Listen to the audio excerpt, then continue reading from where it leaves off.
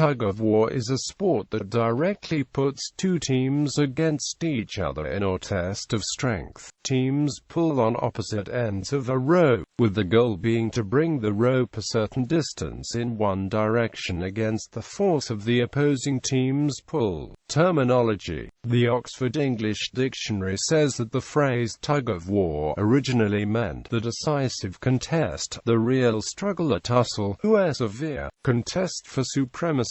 Only in the 19th century was it used as a term for an athletic contest between two teams who haul at the opposite ends of a rope. Origin. The origins of tug-of-war are uncertain, but this sport was practiced in ancient Egypt, Greece and China, where it was held in legend that the sun and moon played tug-of-war over the light and darkness. According to a Tang Dynasty book, the notes of Fang, tug-of-war, under the name hook-pulling, was used by the military commander of the state of Chu during the spring and autumn period to train warriors. During the Tang Dynasty, Emperor Shanzong of Tang promoted large-scale tug-of-war games, using ropes of up to 167 meters with shorter ropes attached, and more than 500 people on each end of the rope. Each side also had its own team of drummers to encourage the participants. In ancient Greece, the sport was called helkoestinda, ephelkoestinda and dielkoestinda, which derives from dielko, meaning amongst others, I pull through, all deriving from the verb helko, I draw, I pull. Helkoestinda and ephelkoestinda seem to have been ordinary versions of tug-of-war, while dielkoestinda had no rope. According to Julius Pollux,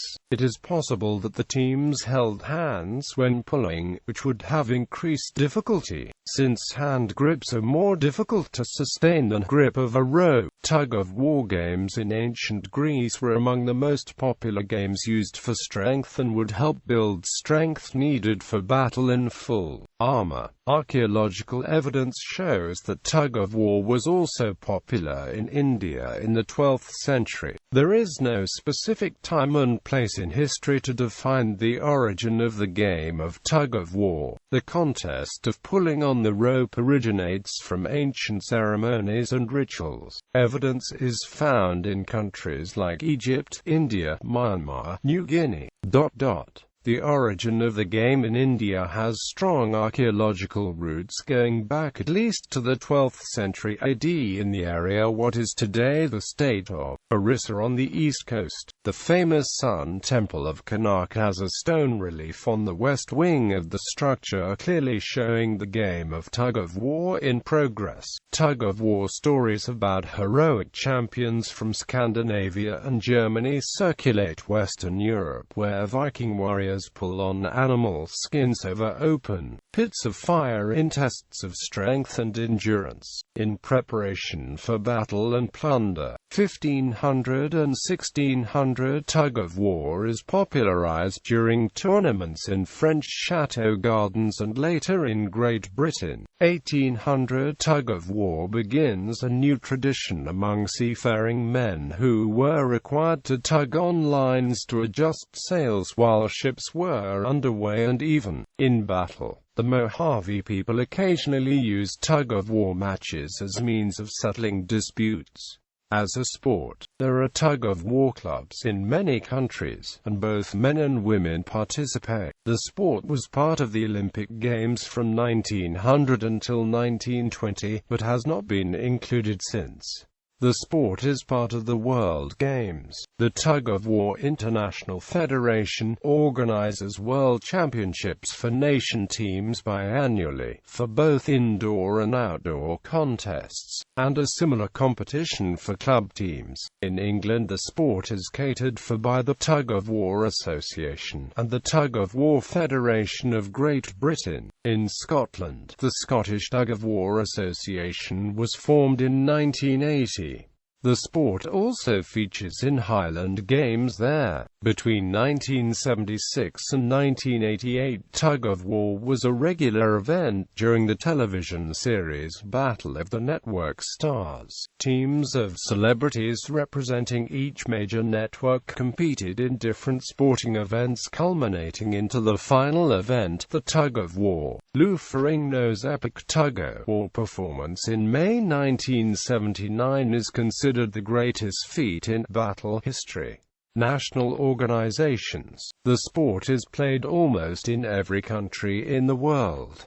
However, a small selection of countries have set up a national body to govern the sport. Most of these national bodies are associated then with the international governing body called TWIF, which stands for the Tug-of-War International Federation. As of 2008, there are 53 countries associated with TWIF, among which are Scotland, Ireland, England, India, Switzerland, Belgium, Italy, and the United States. Regional variations. In the Basque Country, this sport is considered a popular rural sport, with many associations and clubs. In Basque, it is called Socatira. Each 4th of July, two California towns separated by an ocean channel, Stinson Beach, California, and Bolinas, California, gather to compete in an annual tug-of-war. A special edition of the Superstars television series, called the Super Teams, features a tug-of-war, usually as the final event. The Battle of the Network Stars featured a tug-of-war as one of its many events. The Peruvian children's series Nubilas featured its own version of tug-of-war, where each team battled 3-on-3 on platforms suspended over a pool of water in an effort to pull the other team into the pool. A game of tug-of-war on tilted platforms was used on the US, UK, and Australian versions of the Gladiators television series, although the game was played with two sole opposing participants.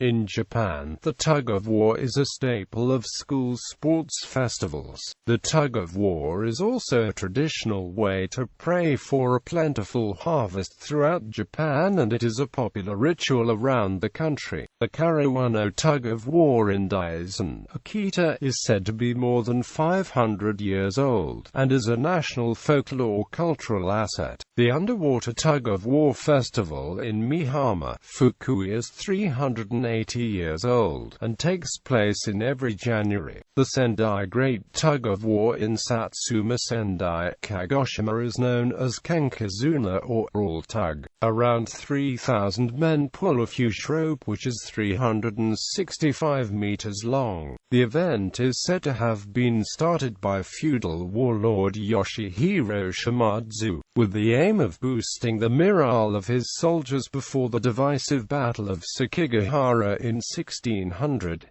Namba Hoshiman Jinji's tug-of-war, which started in the Edo period, is Osaka's folklore cultural asset. The Naha tug-of-war in Okinawa is also famous. In Indonesia, tarik tambang is a popular sport held in many events, such as the Indonesian Independence Day celebration, school events, and scout events. The rope used is called dadung, made from fibers of la between two jousters. Two cinder blocks are placed a distance apart and the two jousters stand upon the blocks with a rope stretched between them. The objective for each jouster is to either A, cause their opponent to fall off the block, or B, to take their opponent's end of the rope from them. A form of tug-of-war, called julderiji, is an important part of many agricultural festivals in Korea.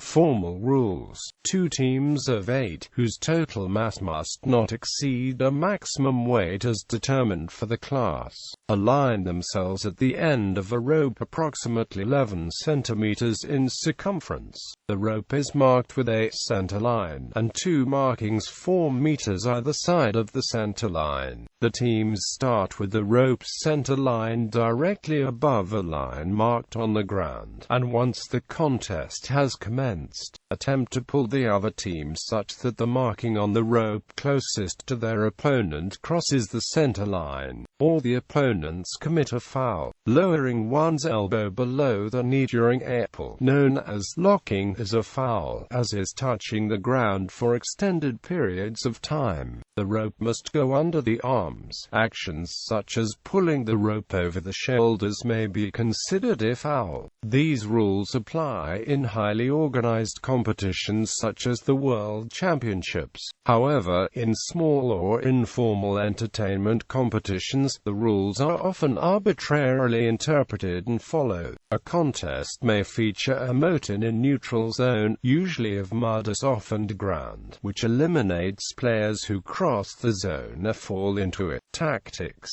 Aside from the raw muscle power needed for tug-of-war, it is also a technical sport. The cooperation or rhythm of team members play an equally important role in victory, if not more, than the physical strength. To achieve this, a person called a driver is used to harmonize the team's joint traction power. He moves up and down next to his team, pulling on the rope, giving orders to them when to pull and when to rest. If he spots the opponents trying to pull his team away, he gives a hang command. Each member will dig into the grass with his/her boots, and movement of the rope is limited. When the opponents are played out, he shouts pull and rhythmically waves his hat or handkerchief for his team to pull together. Slowly but surely, the other team is forced into surrender by a runaway pull. Another factor that affects the game that is little known of the players' weights. The heavier someone is, the more static friction the feet have to the ground, and if there isn't enough friction and they weigh too little, even if he/she is pulling extremely hard, the force won't go into the rope. The feet will simply slide along the ground if their opponent have better static friction with the ground. In general, as long as one team has enough static friction and can pull hard enough to overcome the static friction of their opponent, that team can easily win the match.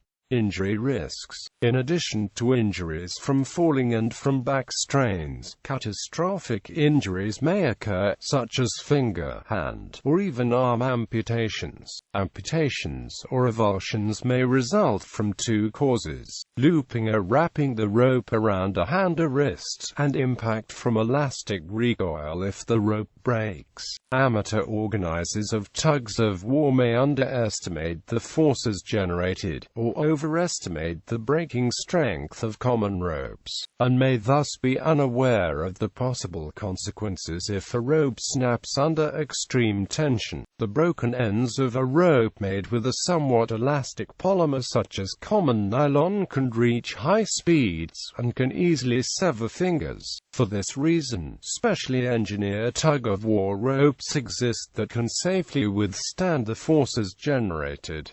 Notable incidents. Bibliography. Henning Eichberg, Pull and Tug, Towards a Philosophy of the Playing You, in Body Democracy, Towards a Philosophy of Sport for All, London. Routledge 2010, 180-199.